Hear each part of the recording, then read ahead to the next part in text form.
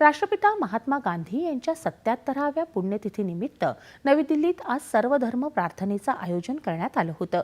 उपराष्ट्रपती जगदीप धनखड, पंतप्रधान नरेंद्र मोदी, लोकसभा अध्यक्ष ओम बिर्ला यांच्यासह अनेक मान्यवर गांधी स्मृती इथं झालेल्या या प्रार्थना सभेला उपस्थित होते। सुप्रसिद्ध गायिका कौशिकी चक्रवर्ती यांची भजन संध्या यावेळी झाली।